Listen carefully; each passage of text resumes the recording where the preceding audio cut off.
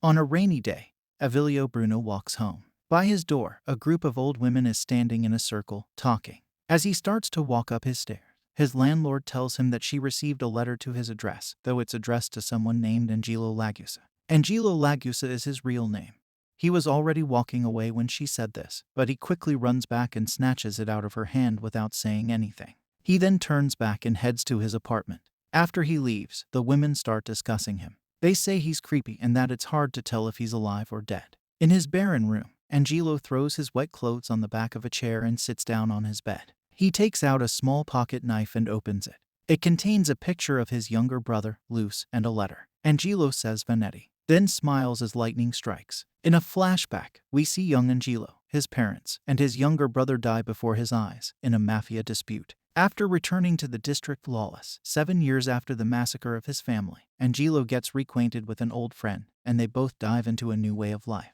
Angelo convinces his childhood friend Cordio to sell his booze to the mob, which leads them to meet Don Vanetti's son, Nero Vanetti, and his friend Vano Clement.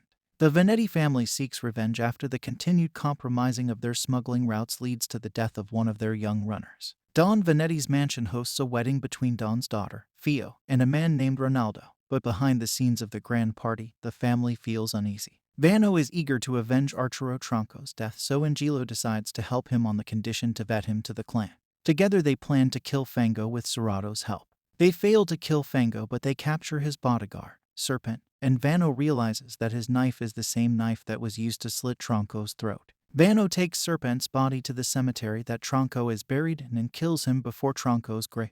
Then Angelo appears behind, calls his name, and shoots him in the stomach. After revealing who he is and why he did that, he kills Vano. Angelo moves one step closer to completing his revenge. When he returns to Nero and tells a fake story about Vano's death, Nero gets angry and demands to take him to see his corpse. But when they get there with Barbero, they see that Serpent's body isn't there, which brings Angelo into trouble. Nero gives Angelo a chance to find Serpent's body, or he will get killed. Fango asks Don Orco to attack the Vanetti's turfs together, but Don Orco refuses because of the order of the Chicago outfit. Fango leaves the Orco family and Don Orco plans to kill him. In Serrato's bar, Cordio makes Serrato confess to what happened to Serpent's corpse in surprise. Angelo was there and heard what they said. Angelo threatens Serrato to tell him what he did, and he says that he sold his corpse to Scusa, a corrupt head of Federal Bureau of Prohibition.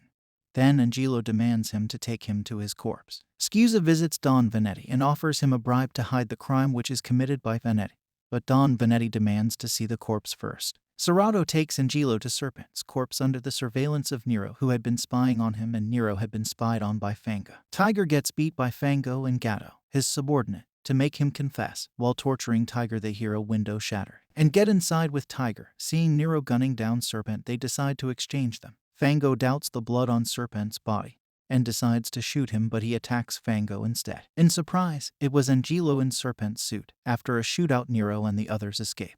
Tensions reach the boiling point when the Vanettis begin to enact their retaliation. Freight, Nero's younger brother, warns him that he's given an ultimatum after breaking Don Galash's condition and tells him to get lost for a while. Angelo recommends being with him, even though Freight dislikes it, but Nero accepts it. Angelo and Nero adjust to life on the run while an assassin tails them, though he failed to take out Nero. Angelo notices a discrepancy between the letter and his memory of the massacre. The Orco family calls for a truce after failing to take out Fango. The conditions, however, end up being less than favorable for some parties. Nero makes a new brand of moonshine given by Barbero's idea with Cordio's help. When he comes back to the Vanetti mansion, Freight and Ronaldo get their men prepared to kill him, but again they fail, thanks to Volp's loyalty. Nero's capo, Tiger, gets wounded while running away from the Vanettis. Nero, Barbero, and the others have to cure the wound somehow, but the Vanettis put the district on lockdown. Ronaldo states that Galasha wants Freight to run the Vanetti. Don Vanetti realizes that Freight's strings are under Ronaldo's hand. Angelo secretly makes a deal with Fango for a doctor in payback. Angelo, Nero, and his men move forward with getting rid of Don Orco. Angelo thinks of a plan to take out Orco. Somehow, they capture Orco after a fight. Nero takes him to Fango as promised, and he dismembers Orco and feeds him to his men. Fango owns everything Orco has and gets acknowledged by the authorities as the new Don. Angelo talks with Cordio, realizing that it wasn't Orco that sent the letter. Increasing pressure from Ronaldo and a nudge from Angelo cause a schism within the Vanetti clan by trying to assassinate Ronaldo with Volp without Nero's knowledge, and they failed the assassination. Angelo kills Volpe in a jungle near Venetti's turfs. After Freight and his men find the car with only Volpe in it, Freight believes that Nero set the plan. Freight sends a message to Nero by hanging Volpe's body on the Lawless Bridge. Internal war begins between Freight and Nero. However, Freight's men decide to rebel and serve under Nero instead of him, which makes it clear that Nero was the winner. Somehow, Angelo pushes the family's buttons, leading to Ronaldo and Freight's death. Theo leaves her mob family with her unborn child. With Freight dead, Nero remains as the only Venetti, and he vows to do anything for the survival of his father's empire. The new head of the Bureau of Prohibition cracks down on the feuding families. Fango aims to crush the Venettis. After Delphi starts to investigate the lodge, given the information by Fango, Nero warns him several times, but Delphi doesn't step down, so Nero orders him to take out his family. Delphi's family doesn't die, but the assassination extremely frightens Delphi, which makes him leave the investigation. Fango uses Cortio's betrayal to kill Nero, but he fails all the time. After Fango owns Lawless Heaven from the seizure of Scusa, he tries to tell the Venettis who the traitor is, but Cortio beats him to death. While Cortio tries to catch the train to escape from Lawless, the Venettis capture him. They torture him, but he stays quiet. Somehow Cortio vanishes, and the Venettis put Lawless on lockdown to find him, but they get nothing. In the middle of the night, Cortio calls Angelo for help and is blackmailed by an unknown person to force Angelo to kill Nero. Vincent gives Don's rank to his son, Nero. Nero plans to expand his booze market across Illinois by negotiating with the Galatians. Angelo deduces the identity of the man who sent the letter. Angelo and Ganzo discuss motives, leverage, and plans shortly before Angelo revisits his hometown on his way to a business deal with the Galatians in Chicago. Barbero finds out that Cortio was with Angelo when he left on the ship, so Ganzo calls Cortio to come back and save Angelo from death. Don Nero Venetti calls Angelo for interrogation, and even orders the guards to inspect him before entering the Venetti mansion. In the middle of the interrogation, Cortio smashes into Nero's office and explains why he betrayed Nero. Nero orders Angelo to kill Cortio to prove his loyalty. Don Galasha and his nephew, Strega, arrive in Lawless for the grand opening of the Venetti Playhouse as final preparations are made for the big show. The plot didn't go as planned because Ganzo's assassins couldn't kill Del Toro. Even after Angelo kills Del Toro, Barbero and Tiger spot him and take him to the basement to investigate him, and they read the letter. However, Tiger tries to warn Nero and Ganzo, but Barbero refuses and tells him only to warn Ganzo. After he comes, somehow, he manages to kill Barbero and release Angelo, then acts like Angelo made his way out and killed Barbero.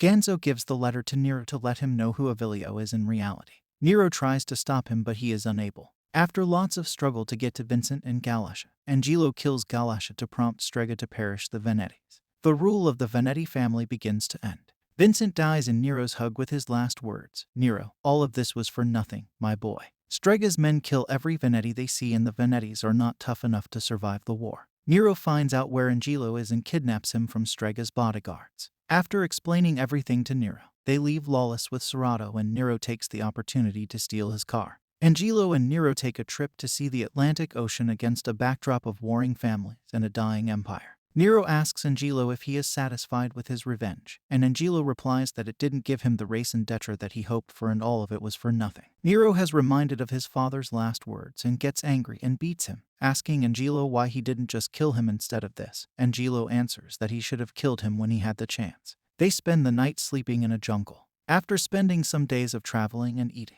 and trying to find a reason to forgive each other, Angelo tells Nero that the only reason that he is alive is that he didn't want to kill him. After hearing this, Nero tries to correct the mistake of paying Mercy's price, and decides to be merciless, unlike his young father who always saw violence as a solution.